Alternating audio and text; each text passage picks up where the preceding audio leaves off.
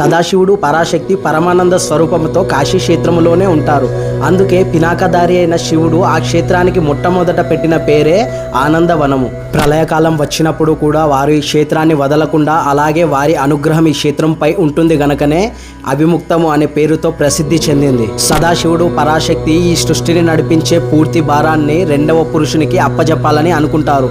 అప్పుడు శివుడు తన పదవ ఎడమ చేతితో అమృతాన్ని చిలకగా 3 లోకాలలో అత్యంత సుందరుడైన పురుషుడు ప్రత్యక్షమవుతాడు. ఆయన శరీరం ఇంద్రనీలమణితో సమానమైన నీలము రంగుతో దగదగా మెరిసిపోతుంది. ఆయన శివునికి నమస్కరిస్తూ ఇలా అంటాడు, స్వామి, నా పేరుని నిర్ణయించండి, అలాగే నేను చేయవలసిన పనిని కూడా తెలపండి అంటాడు. దానికి శివుడు నవ్వుతూ ఇలా అంటాడు, విశ్వమంతటా వ్యాపించి ఉంటావు గనకనే విష్ణువు అన్న పేరుతో నువ్వు ప్రసిద్ధి చెందుతావు. శివుడు విష్ణుదేవునికి వేద జ్ఞానాన్ని శ్వాస మార్గాన్ని ప్రసాదించి ఇలా అంటాడు, నువ్వు స్థిరమైన ఉత్తమమైన తపస్సు చేయి, అది నువ్వు చేయబోయే కార్యములకు సాధన అవుతుంది అని చెప్పి శివుడు అంతర్ధానం అవుతాడు. విష్ణువు తపస్సులోకి వెళ్ళిపోతాడు. తర్వాత ఏమైందో నెక్స్ట్ వీడియోలో తెలుసుకుందాం.